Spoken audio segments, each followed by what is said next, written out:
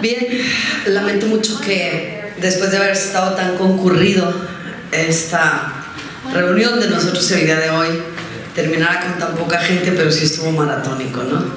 Creo que estamos aquí los que no nos podemos ir a ningún otro lado. Los que tenían casa ya se fueron.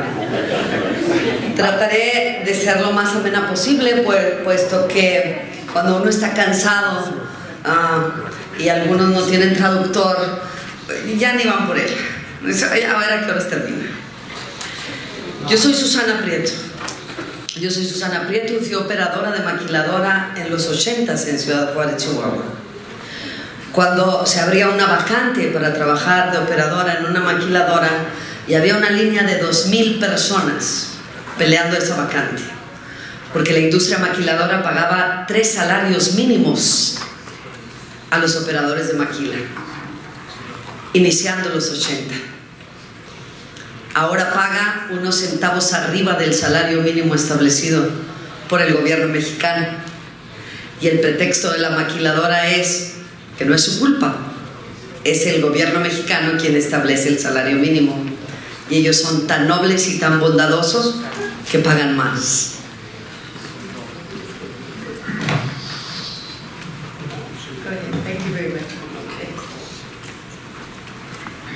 Mire, si cree que me lo voy a robar, viene por su dinero.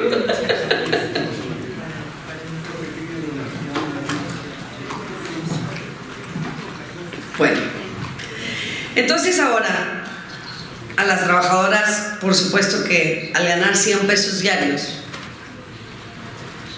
y tener 3 hijos, 4 o 5, pues la industria maquiladora está condenando a sus operadoras a vivir en la miseria, con un cómplice muy poderoso, con varios tentáculos, con muchos tentáculos, el gobierno mexicano. Había mucha desesperación en mí porque provengo de una familia muy humilde, tuve muchas oportunidades, me hice abogada, tener conciencia de clase era medio ajeno para mí en alguna etapa de mi vida. Y después en otra me volví bastante roja y muy detestable para mi papá. Pero el caso es que decía, ¿cómo ayudo yo a estas mujeres?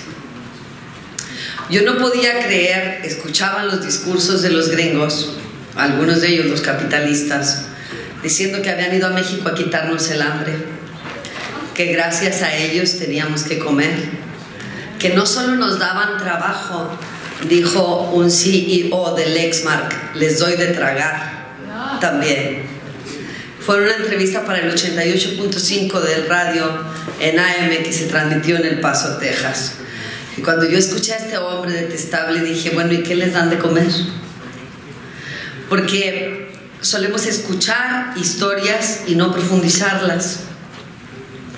Pues les dan de comer frijoles y sopa y papas, y nos generan un problema de salud terrible en México.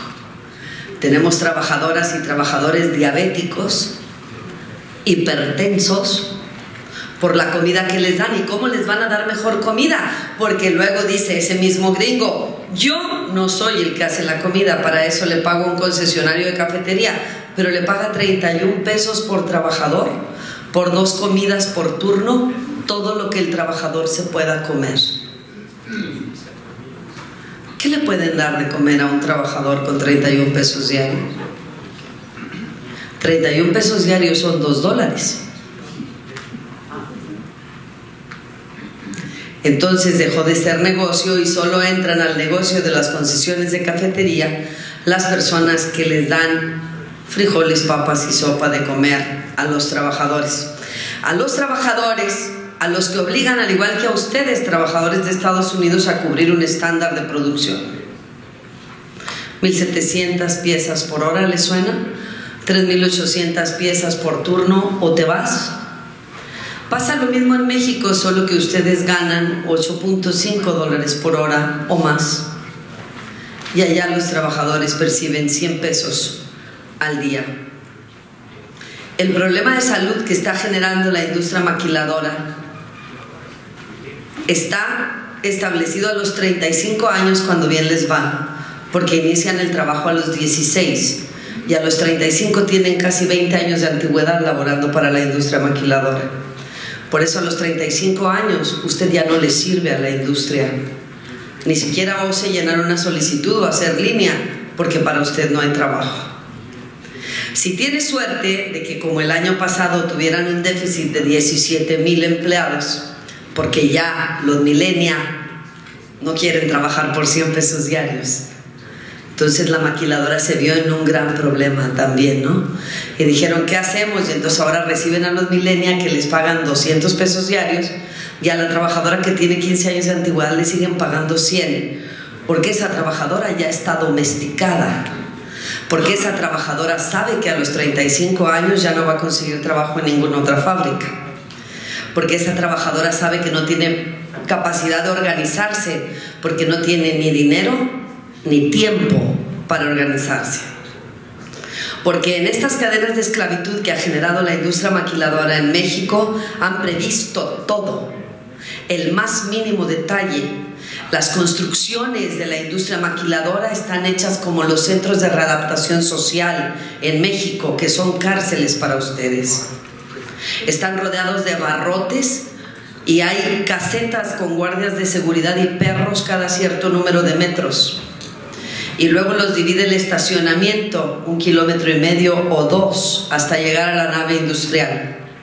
Ningún trabajador ni ninguna persona externa a la empresa entra o sale sin autorización del Departamento de Recursos Humanos. El trabajador puede estar enfermo y si no obtiene el permiso no sale. Ahí que se muera, total muerte natural. No fue riesgo de trabajo. El gobierno es cómplice de las maquiladoras en todos los sentidos. El Instituto Mexicano del Seguro Social es un organismo descentralizado de gobierno y las enfermedades de trabajo que se producen por los movimientos repetitivos a las trabajadoras y que fundamentalmente son el daño en los túneles del carpo, sus muñecas, sus codos, los mangos de rotadores de los hombros que les dejan inmovilizadas con las extremidades superiores, y a los trabajadores de las vestiduras automotrices también las extremidades inferiores. Trabajan 12 horas diarias, entonces utilizan la pierna derecha para mover el pedal, y con esta alimentación que les dan de papas, frijoles, sopa, eso sí, mucha tortilla, ¿sí?, envenenada, como lo vimos hace un rato, entonces ellos cargan todo su peso del cuerpo hacia el lado izquierdo porque están pedaleando su alta estándar de producción con el derecho, y tenemos caderas dislocadas, rodillas dislocadas, columna vertebral dañada desde las cervicales hasta las L4, L5 y L6. Un problema de salud gravísimo.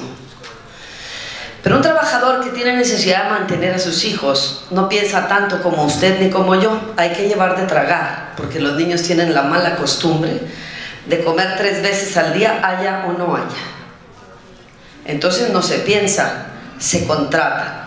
Y se contratan, y no importa que les pidan estándar de producción y que sea inconstitucional en México, porque allá trabajamos por jornada.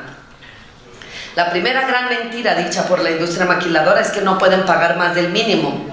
Nosotros en la Constitución y en la propia Ley Federal del Trabajo manejamos el pago por a destajo, que es según lo que usted produce. Produces mucho, te pago más. Produces menos, te pago menos. Entonces ellos no tendrían por qué estar pagándole el salario mínimo ni por encimita del salario mínimo a los trabajadores de la industria maquiladora, que, como dije en nuestra reunión hace un rato, no son maquileros, son manufactureros. Porque ya los trabajadores de Ciudad Juárez le realizan operaciones de ingeniería sumamente complejas. Tiene usted computadoras enfrente y el trabajador está leyendo los planos de ingeniería y realizando las operaciones que le piden la industria automotriz de Estados Unidos o bien de Japón o China. Tenemos cadenas de miseria, y yo dije un día, bueno, ¿y cómo le van a hacer los trabajadores para organizarse y luchar si ni siquiera se pueden hablar? Las líneas de producción tienen una distancia. No se puede explicar ni en 5 ni en 7 minutos lo que pasa con la industria maquiladora en Ciudad Juárez. No se puede. ¿Cómo le hacemos para luchar? Tenemos otro enemigo, el abaratamiento de costos, capitalismo nuevamente. Cuando el gringo se sale de la administración de las maquilas en México deja a los mexicanos, que bien dicho sea de paso son nuestros peores verdugos, y le dicen: te voy a dar un bono del 10% anual de tu salario por abaratamiento de costos. ¿Quién paga el abaratamiento de costos? El obrero. El primer movimiento que surgió en la industria maquiladora de Ciudad Juárez fue en junio del 2015 y no fue el Exmar, que el Exmar fue el que catapultamos gracias a que fue el Papa a visitarnos a Juárez y que es el que casi todo el mundo conoce, pero fue uno anterior, Eaton. ¿Por qué se inconformaron esos obreros? Eran 37 hombres, lo cual me parecía sumamente raro, porque son más collones que las mujeres. Pero eran 37 hombres que llegaron al despacho y que dijeron: es que no podemos más. De 1 a 4 de la tarde apagan los aires acondicionados. Las maquilas están construidas de cemento y arriba tienen lámina. Y nosotros estamos en el desierto. Y apagan el aire de 1 a 4 para ahorrar costos. Y los trabajadores se estaban deshidratando. Y así empezó el primer movimiento que catapultó el movimiento de la industria maquiladora en Ciudad Juárez. Esos 37 trabajadores decidieron demandar a la empresa y la empresa, en represalia, le retuvo su salario de 2 semanas. Estaban desesperados porque no podían ir a un juicio y esperar. Viven al día. Si ganan 700 pesos a la semana, usted no puede llegar el viernes a decir que se tomó una caguama. Eso lo tiene que hacer si trabaja tiempo extra y siempre y cuando su esposa no vea el recibo. ¿Qué hacemos? Necesitamos el salario. Pues vamos a exigir que nos paguen el salario. ¿Y cómo vamos a hacer? Pues no nos vamos a mover de aquí. Digo, de esas que se me ocurrió porque me la saqué de la manga. Uno, cuando no tiene elementos con qué luchar, pues digo, tiene que ser innovador. Y nos pusimos y vivimos 18 días afuera de la planta a las 24 horas. No nos bañamos en 18 días. Convocamos a la prensa y pedimos a Ciudad Juárez que ayudara a los trabajadores, porque tenía que terminar la esclavitud, porque el mundo tenía que saber cómo nos tenían esclavizados en la industria maquiladora en Ciudad Juárez, y que lo que los gringos decían no era lo que nos estaban dando. Y fue una denuncia pública, por eso me llamó la atención que el compañero dijera que teníamos que convertirnos en reporteros. Yo tengo 2 años haciendo reportajes de trabajadores en el Facebook. Nomás que no tengo quien los traduzca al inglés, pero aquí hay mucha gente de hoy que habla perfecto inglés y perfecto español. Entonces yo sumaría la propuesta del compañero que no solamente nos convirtiéramos en ese reportero, sino que hubiera un comité de traducción para que los trabajadores mexicanos y los norteamericanos tengan retroalimentación. Esa retroalimentación que parece tan lejana por la barrera del lenguaje. Que tengamos traducción y que un trabajador mexicano sepa que un trabajador gringo sufre lo mismo o peor que él. Y viceversa. Entonces, nosotros hicimos esto y en esos 18 días ustedes no tienen la menor idea de la solidaridad de la ciudadanía. Teníamos 317,000 empleados en la maquiladora en junio del 2015. Eran vehículos y vehículos que paraban y dejaban burritos y dejaban aguas y dejaban refrescos y dejaban frijoles, y se le hacía un nudo en la garganta y se le aventaban los tanates hacia hasta la garganta, y decía uno, porque todos dejaban el agua y dejaban el burrito y decían: y no se dejen, y no se rajen, y no se dejen. Y a partir de ahí surgió el movimiento maquilador. En junio del 2015, Obreros Maquileros de Juárez, Asociación Civil. No hemos parado desde entonces.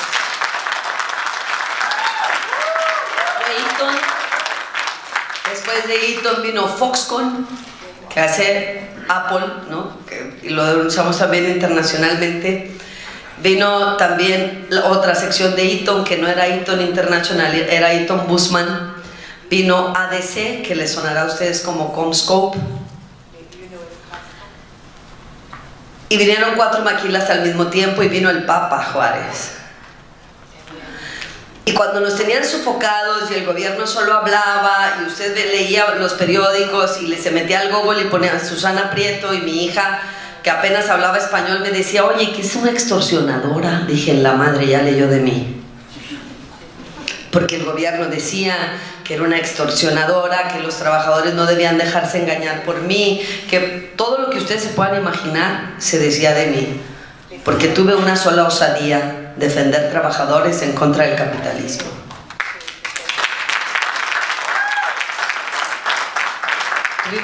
confrontar la infamia, tuvimos que confrontar el dolor de las trabajadoras del Lexmark que vivieron 5 meses y medio en el más cruel de los fríos, en el desierto, afuera de la planta, denunciando las irregularidades que Lexmark, la planta que no se admite en ninguna parte del mundo, empezando por Estados Unidos por el alto contaminante, hacía en contra de sus obreras. Yo acudí a esto porque me habló Alan y me voy a tomar un poco de minutos más y quizás no venga mañana y no tenga intervención y me como los minutos de mañana ahorita y ya no los veo y les pido una disculpa anticipada por esto. Las trabajadoras del Lexmark no merecen 7 minutos, ni 5, ni 4. Es el movimiento más importante que ha habido en México durante los últimos 60 años. Trabajadoras que sufrieron no solo las inclemencias del tiempo, sino que fueron perseguidas. El primer video que hicimos, compañero, fue cuando llegaron agentes ministeriales, la policía municipal y los judiciales a rodearnos y que sacaron a los operadores de producción de la maquila a rastras porque hicieron un paro laboral de 5 días, 700 trabajadores y pararon la producción de esa empresa explotadora y altamente contaminante. Yo sabía en octubre del 2016 que el teléfono tenía un botón verde para recibir llamadas y uno rojo para colgar. Pero me había enterado por mis hijos del Facebook. No supe qué hacer cuando llegaron y nos rodearon. Y lo que hice fue decirle a una asistente mía que tenía 20 años, le dije, ¿usted sabe usar esta madre? Sí, grábeme. Y sacamos un video pidiendo ayuda al mundo que tuvo 500,000 de reproducciones. Y recibimos solidaridad de Tijuana, y recibimos solidaridad de Mexicali, y conocimos a los compañeros del boicot Driscoll, compañeros de San Quintín en lucha. Teníamos 2 meses de diferencia en ambas luchas. Y decidimos que no nos íbamos a dejar. Y para lo que quiero utilizar de alguna forma esto, porque yo no soy nadie, yo no tengo experiencia en la lucha. Aquí yo me he dado cuenta que ustedes son verdaderos expertos en lucha de trabajadores. Yo no soy nadie. Pero esas trabajadoras del Lexmark terminaron porque el gobierno les negó 4 veces la constitución de su sindicato independiente. La última vez se los negó porque había un error ortográfico al denominar Lexmark. Mi secretaria puso la M antes que la X. Entonces la autoridad dijo que en el proemio del escrito decía Lexmark y en el final decía Lexmark, y por lo tanto no había certeza de cuál empresa era la que quería constituir el sindicato. Esas mamadas pasan en México, con tal de no permitir la constitución de un sindicato independiente. No estoy hablando de los sindicatos blancos, de los organismos descentralizados del Estado. Esos son los que la clase media, compañero que me corrigió hace un rato, permiten por conveniencia. Los del Seguro Social, el Sindicato Nacional de los Trabajadores de la Educación, el Sindicato de Petróleos Mexicanos, el Sindicato de la Comisión Federal de Electricidad, el sindicato mismo de los telefonistas que nunca mueven un solo dedo por los jodidos. Ellos son sindicatos de mota alta y no se ocupan de nosotros, o cuando pedimos ayuda me dicen, ¿pero cuántos tiene? Pues la empresa tiene 2,000 empleados. ¿Pero cuántos andan con ustedes? 76. No nos haga perder nuestro tiempo. No, sí, yo tenía entendido que constituir una unión, un sindicato, era trabajar, jalar, concientizar, informar a los trabajadores, hacer conciencia, arroparlos, que supieran a qué van. Pues si se trata de un sindicato blanco, pues ahí tenemos a la CTM y a la CROC. ¿Para qué vamos a hacer tanto aspaviento nosotros? Pues los metieron ahí a la CTM para variar a nuestra carpa. No pudimos hacer más y después de 5 meses y medio las trabajadoras no resistieron. Los maridos las querían divorciar, los hijos pedían a su mamá en su casa, tuvimos que trabajar, pedimos limosna, abrimos un GoFundMe, si ya estoy, qué bárbara, he aprendido de todo, para tratar de mantener durante 5 meses y medio el movimiento de la dignidad. Y no pudimos. Nos vencieron y un día los trabajadores dijeron, la empresa ofrece pagarnos nuestras indemnizaciones y por nosotros nos quedaríamos, pero la familia nos reclama. Y así terminó Lexmark, con el pago de las indemnizaciones de los trabajadores. Nunca se sumó un solo trabajador, fueron los mismos 76, porque nos tenían igual que tenían en el porfiriato a los campesinos que los colgaban para escarmiento de los demás y se indisciplinaban. Así estábamos nosotros en la carpa, los 76 y yo 77, y ni un trabajador se sumó. Y por el contrario, aprendí en ese movimiento que el peor enemigo del trabajador es otro trabajador, y que el luchador social que no admite este hecho tan doloroso no puede avanzar en la lucha. Hay que chingarle y admitir que el primero que nos va a traicionar es otro trabajador. Y si por eso nos vamos a retirar, no estamos listos para luchar. Las trabajadoras de Lexmark se están muriendo. Ya voy a terminar. Se murió primero la madre. La madre era una chica de 59 años de edad que no estaba metida en el movimiento sindical. La corrieron como daño colateral. Le decíamos la madre porque tenía 59 años y era la más rookies de todas. Se murió hace 1 mes y medio de enfisema pulmonar. La madre fumaba y todos atribuimos su cáncer pulmonar a su consumo de tabaco, aunque no era tanto, pero fumaba. 2 meses después de sepultarla cayó María Durán, que trabajaba en la misma área de producción que la madre. Los contaminantes del tóner son altamente cancerígenos. Usted le pone tóner al Google y inmediatamente le aparece cáncer por todos lados.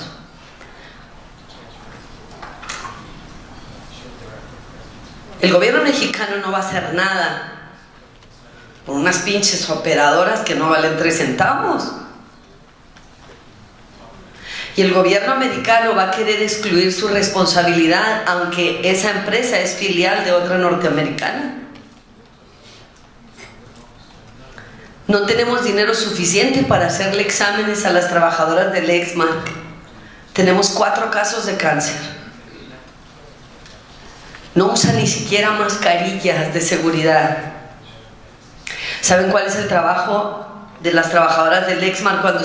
Si usted tiene una impresora en su oficina, en su casa, sabe que los cartuchos de tóner ya no funcionan aunque les quede un polvito, ¿verdad? Que cometemos la estupidez muy seguido nosotros de sacarlo y estarle dando y pícale poquito más porque está cerrada la papelería y luego lo vuelve uno a meter a ver si da poquito el tóner y por lo menos imprime lo que está uno haciendo de momento. Las trabajadoras de Lexmark reciben esos cartuchos. No sé si en Estados Unidos, pero me imagino que sí. En México nosotros no podemos tirar a la basura los cartuchos de tóner. Tenemos que regresárselos al distribuidor. Esos cartuchos de tóner que quedan un polvo en ellos, las trabajadoras, ese polvo se hace piedra y llegan a un lugar que se llaman las toneras. Y ahí ponen el tóner y ¡pah! Le pegan al cartucho. Sale el tóner para todos lados. No tienen mascarillas, inhalan el tóner. Hay trabajadores que sangran por la nariz de tanto tóner que inhalan durante su jornada de trabajo. Si de veras estamos hablando de solidaridad en esta reunión binacional que es tan importante, yo le pido a ustedes que viven en el primer mundo que me ayuden a conseguir un abogado y un químico que nos ayuden a llegar a la verdad con la empresa Lexmark y las operadoras que están muriendo de cáncer. Yo no voy a poder sola. Y las trabajadoras tienen pánico, porque para aventarse una bronca en contra de una maquila, uno tiene que dejar de trabajar, y ¿quién le va a mantener a los hijos? Eso lo puedo hacer yo. Pero si Lexmark es una filial de una gran empresa que tiene su principal asiento de negocios aquí, en Kentucky, yo pienso que nosotros debemos de actuar, que quienes decimos que somos defensores de trabajadores y que hay que luchar por los trabajadores en cualquier lugar del mundo donde se encuentren, somos corresponsables de lo que está pasando en México, en San Quintín, en los campos, o en los campos de concentración que son las maquiladoras ahora, o aquí mismo, en Estados Unidos. Solo voy a pedir ayuda para ellas, y si conocen a un abogado de lo laboral aquí en Estados Unidos para demandar a esa empresa. No hay ni cubrebocas siquiera en Lexmark. Y después de haberles hecho un conflicto de 5 meses y medio y de haberlos denunciado ante el mundo entero, porque gracias a la visita del Papa llegaron reporteros del The Guardian, del Le Monde de Francia, del País de España, fuimos súper famosos. Tengo ahí revistas de entrevistas que nos han hecho en alemán que ni entiendo qué dicen. A lo mejor dicen lo mismo que los periódicos mexicanos, y yo muy contentada. La responsabilidad de los trabajadores deben asumirla los patrones, pero ustedes y yo sabemos que no van a asumirla mientras los trabajadores no se organicen. Y también sabemos que el capitalismo le mete todo el dinero y más a que los trabajadores no se organicen. Así como han arropado la lucha de San Quintín, les pido que arropen la lucha de las trabajadoras que están muriendo en Lexmark. Muchas gracias.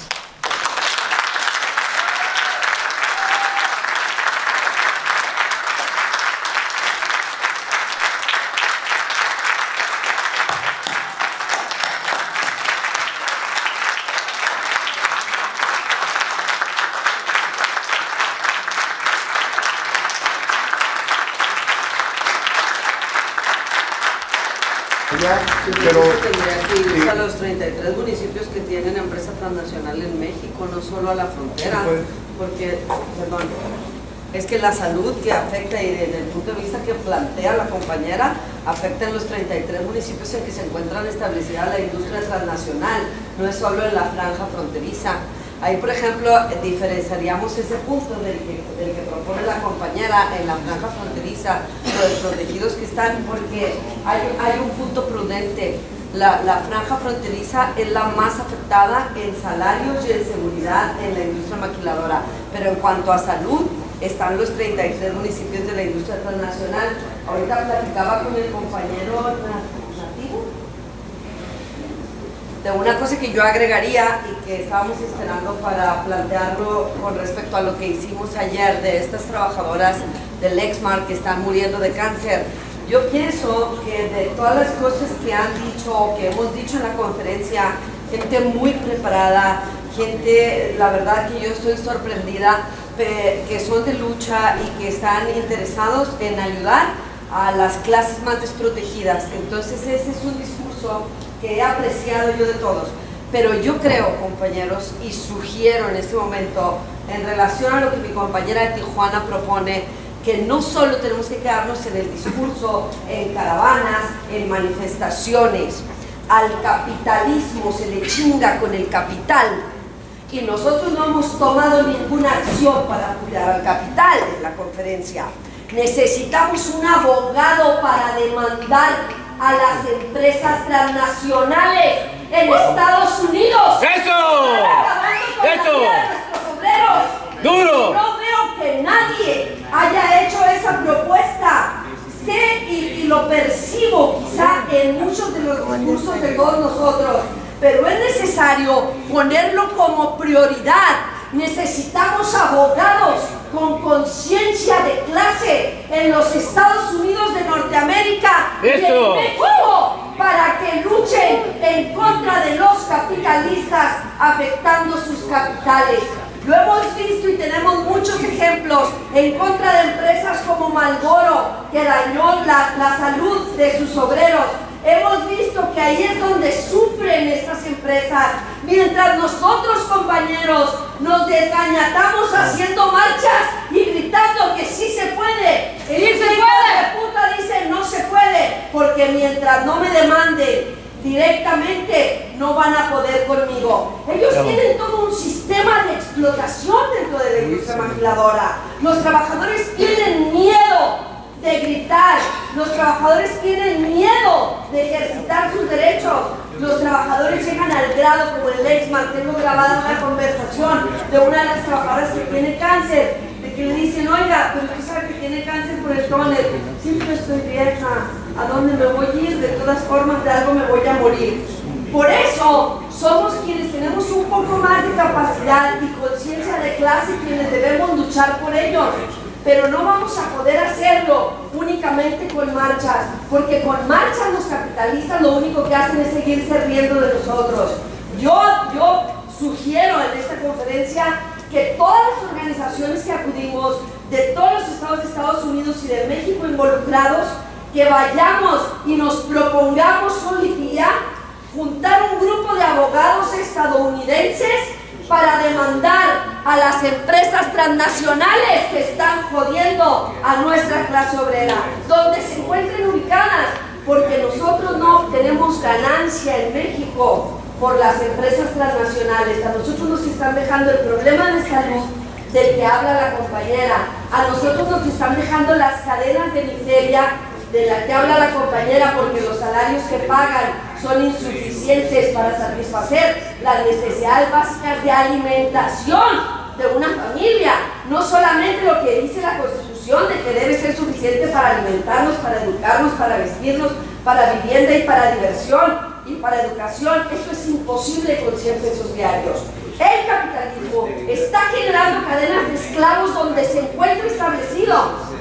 Y por la única forma que vamos a poder golpear al capital es con el capital, porque a los dueños del dinero lo único que les importa es el dinero. Los obreros valen madre, se pueden morir, pero para ellos es más importante una máquina que les produce dinero que la vida de los obreros.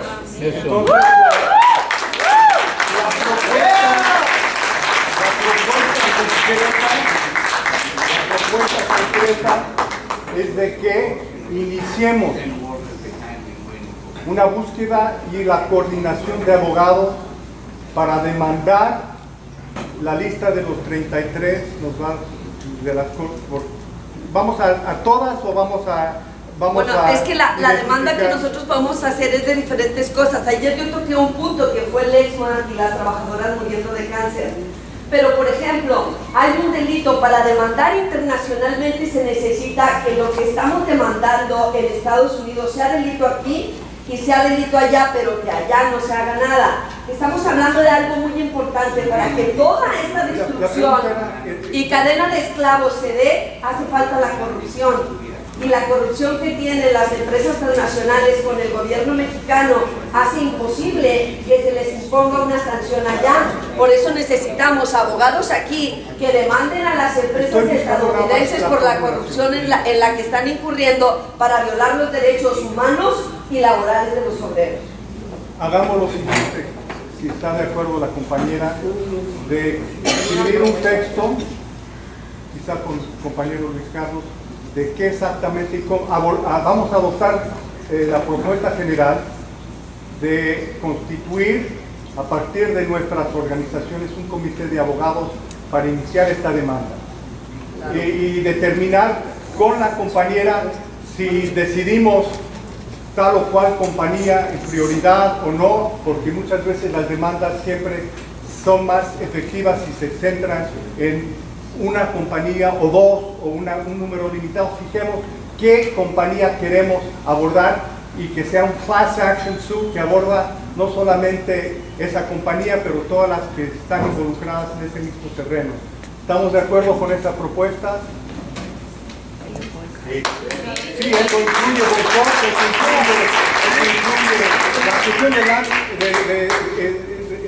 el Lexmark me planteó inmediatamente la noción de que hay que hacer demanda, hay que hacer boicot de sus productos, porque el boicot es una forma en que colectivamente podemos incidir más allá de los abogados Entonces tenemos que combinar métodos. ¿Estamos de acuerdo entonces con eso?